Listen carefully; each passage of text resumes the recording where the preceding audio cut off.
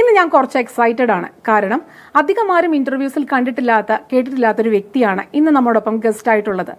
11,000 active clients ഉള്ള, 1000-ൽ പരം staffs ഉള്ള, 750-ൽ പരം പ്രോഡക്ട്സ് ഉള്ള ഒരു വലിയ കമ്പനി ആയിട്ടുള്ള അബാദ് ഫുഡ്സിന്റെ GM ആയ മധു സാറാണ് ഇന്ന് നമ്മോടൊപ്പം ഉള്ളത്.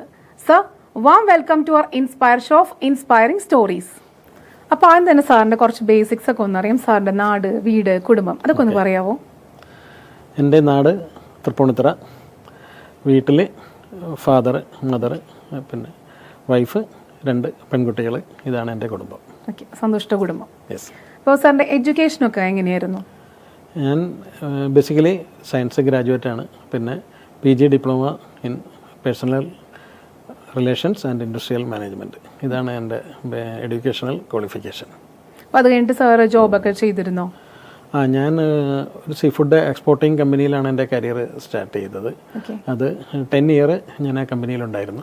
എവിടെ? നാട്ടിൽ തന്നെയായിരുന്നു? നാട്ടിൽ തന്നെയായിരുന്നു. ആ കമ്പനിയിൽ എനിക്ക് അതിൻ്റെ ബേസിക് ഇൻഫർമേഷൻസ് എല്ലാം ഒരു പ്രൊഫഷണലി മാനേജ്ഡ് കമ്പനി തന്നെയായിരുന്നു. അതിൻ്റെ ആ ഒരു ട്രെയിനിങ് എല്ലാം അവിടെ നിന്ന് തന്നെ കിട്ടിയത്. ആ 10 വർഷം വർക്ക് ചെയ്തത് അവിടെയാണ്. അത് കഴിഞ്ഞിട്ട് പിന്നെ ഞാൻ മക്ഡൊണാൾഡ്സിൽ ദുബായിലായിരുന്നു. പിന്നെ അവരുടെ സപ്ലൈ ചെയിൻ്റെ ലോജിസ്റ്റിക്സിൻ്റെ ഒരു ഷിഫ്റ്റിൻ്റെ ചാർജായിട്ടാണ് നെക്സ്റ്റ് 8 ഇയർ ഞാൻ അവിടെ വർക്ക് ചെയ്തു. 8 വർഷത്തോളം പ്രവാസ ലോകമായിരുന്നു അല്ലേ?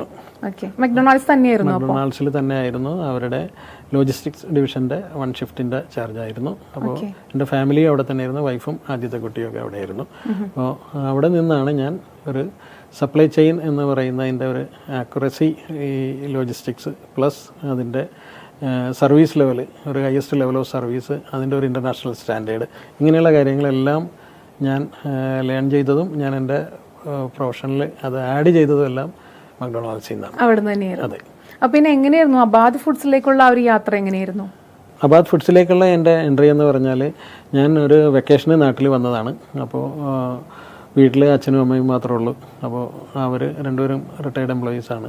അത് കഴിഞ്ഞപ്പോൾ വീട്ടിൽ ആരും ഇല്ലാതെ ഇരുന്ന ഒരു സമയങ്ങളിൽ നാട്ടിലൊരു ജോബ് ട്രൈ ചെയ്യണമെന്നുള്ള ഒരു തോട്ട് വന്നിരുന്നു. അങ്ങനെ വന്നപ്പോൾ അബാദിൽ വർക്ക് ചെയ്തിരുന്ന എൻ്റെ ഒരു കൊളീഗ് ഉണ്ടായിരുന്നു. ആള് ഇങ്ങനെ ഒരു വേക്കൻസി ഉണ്ട്, നീ നിൻ്റെ ഒരു ആപ്ലിക്കേഷൻ ബയോഡാറ്റ ഒന്ന് ഷെയർ ചെയ്യുമെന്ന് പറഞ്ഞിട്ട് ഞങ്ങളുടെ ഡയറക്ടർ ഷറാസ് അൻവർ സാറിന് ഞാൻ എൻ്റെ ഒരു CV അയച്ചതാണ്. അപ്പോൾ അത് കഴിഞ്ഞ് ഒരു 1 വീക്ക് കഴിഞ്ഞപ്പോൾ ഇൻ്റർവ്യൂവിന് വിളിച്ചിരുന്നു. അപ്പോൾ അബ്രോഡ് പോകാൻ താല്പര്യം ഇല്ലെങ്കിലും ഞങ്ങളിങ്ങനെ ഒരു ഡിവിഷൻ സ്റ്റാർട്ട് ചെയ്യുകയാണ്, അതിനെ ഒന്ന് ഹെഡ് ചെയ്യാമോ എന്നുള്ള കാര്യങ്ങളിലേക്ക് ഡിസ്കഷൻ വന്നു. അങ്ങനെ ഞാൻ അബാദിൽ 2011 ജോയിൻ ചെയ്തതാണ്. ശരിക്കും മക്ഡൊണാൾഡ്സിൽ ആ ഒരു വർക്കും ജോബും ഒക്കെ സാറിന് ഇതിൽ ഒരുപാട് യൂസ്ഫുൾ ആയിട്ടുണ്ടായിരുന്നു? ഉണ്ടായിരുന്നു. അത് എന്ന് പറഞ്ഞാൽ അബാദ് ഫുഡ്സ് എന്ന് പറയുന്നത് ഇന്ത്യയിലെ തന്നെ, അല്ലെങ്കിൽ സൗത്ത് ഇന്ത്യയിലെ ഗ്യാരണ്ടി ആയിട്ടും ഒരു ഫസ്റ്റ് ഓർഗനൈസ്ഡ് ഫുഡ് സപ്ലൈ കമ്പനിയാണ് ഈ ഹൊറേക്ക ഡിവിഷനിലേക്ക്. അപ്പോൾ അതിൽ ഏറ്റവും കൂടുതൽ സർവീസിന് ഇമ്പോർട്ടൻസ് കൊടുക്കുന്ന, ഇപ്പോൾ മക്ഡൊണാൾഡ്സിൽ എൻ്റയർ എമിറേറ്റ്സിലേക്കുള്ള ദുബായിലെ എല്ലാ സ്ഥലങ്ങളിലുമുള്ള മക്ഡൊണാൾഡ്സ് റെസ്റ്റോറൻറ്റുകളിൽ ഓൾമോസ്റ്റ് ആ ടൈമിൽ 252 റെസ്റ്റോറൻറ്റുകളുണ്ടായിരുന്നു. A to Z പ്രോഡക്റ്റുകൾ സപ്ലൈ ചെയ്തിരുന്നത് ഞങ്ങളുടെ ഡിവിഷനിൽ നിന്നായിരുന്നു. അപ്പോൾ ഈവൻ ഒരു സിംഗിൾ പാക്ക് മെറ്റീരിയൽ അല്ലെങ്കിൽ ഒരു പൗച്ച്, അത് 6 പീസ് ബർഗർ പാക്ക് ചെയ്യണ കവറാണെങ്കിലും അത് ഒരെണ്ണം ഒരു പാക്കറ്റ് കുറഞ്ഞു പോയി കഴിഞ്ഞാൽ അവിടുത്തെ ഒരു റെസ്റ്റോറൻറ്റിൻ്റെ ഓപ്പറേഷനെ അഫക്റ്റ് ചെയ്യും. എല്ലാം വളരെ മിനിമം സ്പേസ് യൂട്ടിലൈസ് ചെയ്തുകൊണ്ട് വർക്ക് ചെയ്യുന്നതാണ് റെസ്റ്റോറൻറ്റുകളൊക്കെ. അപ്പോൾ അങ്ങനെയുള്ള ആ സർവീസ് ലെവലിന് അത്രയും ക്രിട്ടിക്കലാണ്, അത്രയും ഇമ്പോർട്ടൻസ് കൊടുത്ത് വർക്ക് ചെയ്തിരുന്ന ഒരു സ്ഥാപനത്തിൽ നിന്ന് വന്നതിൻ്റെ നോളജും അതിൻ്റെ ക്വാളിറ്റി സ്റ്റാൻഡേർഡ്സും എല്ലാം എനിക്ക് ഫ്യൂച്ചർ ഇപ്പോഴുള്ള കരിയറിൽ എനിക്കൊരു ആഡഡ് അഡ്വാൻറ്റേജ് ആയിരുന്നു. GM എന്ന് പറയുമ്പോൾ അതൊരു വലിയൊരു പോസ്റ്റാണ്, ഒരു വലിയ ഉത്തരവാദിത്തമാണ്. അപ്പോൾ ആ ഉത്തരവാദിത്തത്തിനോട് ശരിക്കും ശ്രദ്ധ കൊടുക്കാനും അല്ലെങ്കിൽ അതിനോട് കൂടുതൽ ഇഴുകിച്ചേരാനൊക്കെ സാറിന് പറ്റിയിരുന്നു ആ ഒരു സ്റ്റാർട്ടിങ്ങിൽ തന്നെ? ഞാൻ വരുമ്പോൾ ഇവിടെ ഞങ്ങൾ ഇത് സ്റ്റാർട്ട് ചെയ്യുന്നത് ഒരു 3 പേരാണ് ആ സമയത്ത് ഉണ്ടായിരുന്നത്. അതിൽ 4മതായിട്ട് അത് ഹെഡ് ചെയ്യാൻ വന്നപ്പോൾ ബേസിക് ഫൗണ്ടേഷൻ്റെ ആ എർത്ത് വർക്ക് ആണ് ആ സമയങ്ങളിൽ നടന്നുകൊണ്ടിരുന്നത്. അപ്പോൾ ആ കാലഘട്ടം മുതൽ ഇതുവരെയും ഉള്ള ആ stages day by day, hour by hour അതിൻ്റെ കൂടെ തന്നെ ട്രാവൽ ചെയ്തത് കൊണ്ട് നമ്മുടെ ആ ഒരു ഫോർമേഷൻ ഫുള്ള് അതിൻ്റെ കൂടെ ഉണ്ട്. ആ സമയം കാലം മുതലേ ആ ബിസിനസ്സിലുണ്ടാകുന്ന കാര്യങ്ങൾ, അല്ലെ ഫ്യൂച്ചർ ബിസിനസ്സിനുള്ള സ്കോപ്പുകൾ, പ്രോഡക്റ്റിൻ്റെ കാര്യങ്ങൾ, ഇതെല്ലാം നമ്മൾ ബൈ ഹാൻഡ് എക്സ്പീരിയൻസ് ഉള്ളത് കൊണ്ട് പിന്നീട് ആ ഡെസിഗ്നേഷൻ ചേഞ്ചസ് ഒരിക്കലും നമ്മളുടെ എൻ്റെ ഒരു വർക്കിൽ എഫക്റ്റ് ചെയ്തിട്ടില്ല. ഇല്ല. ഓക്കെ, അപ്പോൾ നമ്മൾ ഇത്രയും നേരം അബാദ് ഫുഡ്സിൽ GM എന്നുള്ള ഒരു സ്ഥാനത്തിനെ കുറിച്ചും സാറിൻ്റെ മെക്ഡൊണാൾഡ്സിലെ ജോലിനെ കുറിച്ചൊക്കെ പറഞ്ഞെങ്കിലും പ്രേക്ഷകർക്ക് പലർക്കും ഉള്ളൊരു ഡൗട്ടായിരിക്കുള്ളൂ, അബാദ് ഫുഡ്സ് എന്ന് പറയുന്നത് അബാദ് എന്ന് പറഞ്ഞിട്ടുള്ള ഒരു മെയിൻ കമ്പനിയുടെ ഭാഗമാണെന്നുള്ളൊരു ഡൗട്ട് ഉണ്ടാവും. ആ ഡൗട്ട് ഒന്ന് പ്രേക്ഷകർക്ക് വേണ്ടി ക്ലിയർ ചെയ്ത് കൊടുക്കാവോ? നല്ലൊരു ക്വസ്റ്റ്യനാണ്. അബാദ് എന്ന് പറയുന്നത് വലിയൊരു അംബ്രല്ല ബ്രാൻഡാണ്. അത് കേരളത്തിൽ നിന്നല്ല, സൗത്ത് ഇന്ത്യയിൽ തന്നെ എക്സ്പോർട്ട് മാർക്കറ്റുകളിലാണെങ്കിലും റിലയബിലിറ്റിക്കും അതുപോലെ തന്നെ കൺസിസ്റ്റൻസിക്കും ക്വാളിറ്റിക്കും പേര് കേട്ട ഒരു മേജർ ബ്രാൻഡാണ്. അപ്പോൾ ആ അബാദിൻ്റെ ഗുഡ് വില്ലിലാണ് അബാദ് ഫുഡ്സ് എന്ന് പറയുന്ന ഞാൻ ഹെഡ് ചെയ്യുന്ന കമ്പനിയുടെ ഗ്രോത്തും അതിൻ്റെ എല്ലാ ഡെവലപ്മെൻറ്റും. അപ്പോൾ അബാദിന് തന്നെ അബാദ് ഗ്രൂപ്പിൽ ആണ് Abad builders, Abad hotels, Abad fisheries, ഇത്രയും 3 സെഗ്മെൻ്റാണ്. അബാദ് ഫിഷറീസ് എന്ന് പറഞ്ഞാൽ എക്സ്ക്ലൂസീവ്ലി അത് എക്സ്പോർട്ട് കമ്പനിയാണ്. അതിൻ്റെ ഒരു ഡൊമസ്റ്റിക് സെയിൽസ് ഡിവിഷനാണ് അബാദ് ഫുഡ്സ്.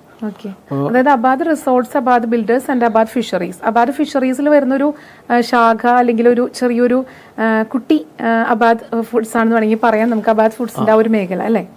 തീർച്ചയായിട്ടും. അത് അബാദ് ഫുഡ്സ് ഇന്ത്യൻ മാർക്കറ്റിലെ സപ്ലൈ ഉദ്ദേശിച്ചുകൊണ്ടാണ്.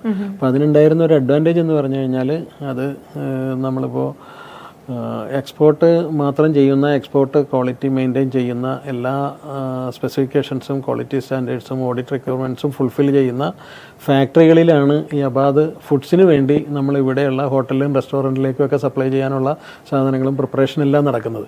അതുകൊണ്ട് ആ എൻ്റയർ ഫെസിലിറ്റിയുടെ ക്വാളിറ്റി നമ്മുടെ ഓരോ പ്രോഡക്റ്റിനും ഉണ്ടായിരുന്നു.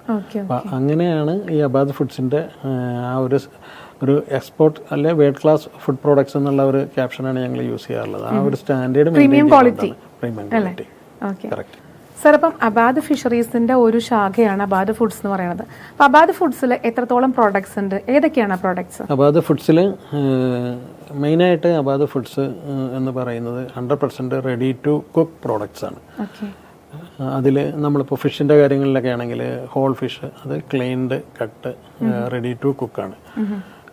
കംപ്ലീറ്റ് അതിൻ്റെ ഗട്ട്, ഹെഡ്, ടെയിൽ ഇങ്ങനെയുള്ള കാര്യങ്ങളെല്ലാം മാറി. ഇപ്പോൾ കറി കട്ട്സൊക്കെ ആണെങ്കിൽ ബോൺലെസ് സ്കിൻലെസ് കറി കട്ടുകൾ, ഇങ്ങനെയുള്ള യൂസ് ചെയ്യാൻ പാകമായിട്ടുള്ള പ്രോഡക്റ്റുകളാണ് അബാദ് ഫുഡ്സിൻ്റെ എൻ്റയർ പ്രോഡക്റ്റ്. അപ്പം ഞങ്ങൾ സ്റ്റാർട്ട് ചെയ്തപ്പോൾ സീ ഫുഡ് ബേസ്ഡ് മാത്രമേ ഉണ്ടായിരുന്നുള്ളൂ. അതാണെങ്കിൽ അത് ക്ലീൻഡ് ഫിഷ്, ക്ലീൻഡ് പ്രോൺസ്, ഇതുപോലെയുള്ള സാധനങ്ങളെല്ലാം ഉണ്ടായിരുന്നു. പിന്നെ സ്ക്വിഡ്, ഒക്ടോപ്പസ്, കട്ടിൽ ഫിഷ്, ലോബ്സ്റ്റർ, ഇങ്ങനെയൊക്കെയുള്ള റെയറായിട്ടുള്ള എക്സോട്ടിക് ഐറ്റംസ് എല്ലാം ഉണ്ടായിരുന്നു. പിന്നെ നമ്മുടെ ബിസിനസ് എക്സ്പാൻഡ് ആയി വരുമ്പോൾ ഈ product supply we cannot restrict to the sea food varieties. അങ്ങനെ വന്നപ്പോൾ നമ്മൾ പൗൾട്രി സ്റ്റാർട്ട് ചെയ്തു. അതായത് ചിക്കൻ, ഡക്ക് അങ്ങനെയുള്ള പ്രോഡക്റ്റുകളിലേക്ക് പ്രോഡക്റ്റ് അഡീഷൻസ് ഉണ്ടായിരുന്നു.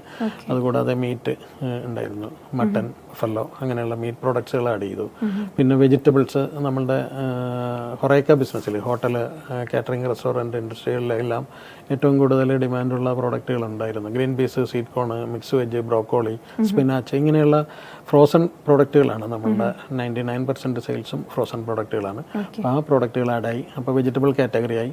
പിന്നെ ഞങ്ങളുടെ റെഡി ടു ഫ്രൈ എന്ന് പറയുന്ന ഒരു ഡിവിഷൻ സ്റ്റാർട്ട് ചെയ്തു. അപ്പോൾ അതിനുവേണ്ടി അബാദ് എക്സ്പോർട്സ് ഒരു ഫാക്ടറി ഞങ്ങൾക്കായിട്ട് വിട്ടു തന്നു. അത് കൊച്ചിയിൽ മാലിപ്പുറം എന്ന് പറയുന്ന സ്ഥലത്താണ്. അവിടെ ഈ കട്ട്ലറ്റ്, നഗറ്റ്സ്, ഇങ്ങനെയുള്ള സമോസ, ഇതുപോലെയുള്ള റെഡി ടു ഫ്രൈ പ്രോഡക്ട്സുകളുടെ ഒരു ഡിവിഷൻ സ്റ്റാർട്ട് ചെയ്തു.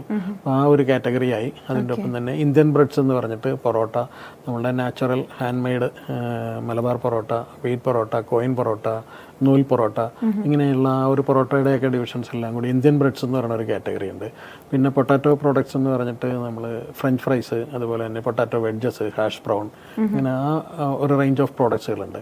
പ്ലസ് ഡയറി പ്രോഡക്ട്സുകളുണ്ട്, പനീർ, ബട്ടർ, ഗീ, ഇതേപോലെയുള്ള ഡയറി പ്രോഡക്ട്സുകളുടെ ഒരു സെക്ഷൻ ഉണ്ട്. പിന്നെ ഫ്രൂട്ട്സ്, പൾപ്സ്, ഫ്രൂട്ട് പൾപ്പ് എന്ന് പറയുമ്പോൾ മാംഗോ പൾപ്പ് അല്ലെങ്കിൽ ടെൻഡർ കോക്കനട്ട് പൾപ്പ്, ഇങ്ങനെയുള്ള ഒരു ഡിവിഷൻ ഉണ്ട്. ഡ്രൈ ഇൻഗ്രീഡിയൻസ് എന്ന് പറഞ്ഞിട്ട് ഈ garlic paste, onion paste, fried onion paste, ginger paste, ഇങ്ങനെ ആ ഒരു ഡ്രൈ ഇൻഗ്രീഡിയൻസിൻ്റെ ഒരു ഡിവിഷൻ ഉണ്ട്. ഇത്രയൊക്കെ പ്രോഡക്റ്റ് കാറ്റഗറികൾ ഉണ്ട്. ഓൾമോസ്റ്റ് ഒരു ഹോട്ടൽ ഇൻഡസ്ട്രിയിലേക്ക് വേണ്ട എല്ലാ പ്രോട്ടീൻ പ്രോഡക്ട്സുകളും നമ്മളിപ്പോൾ കവർ ചെയ്യുന്നുണ്ട്.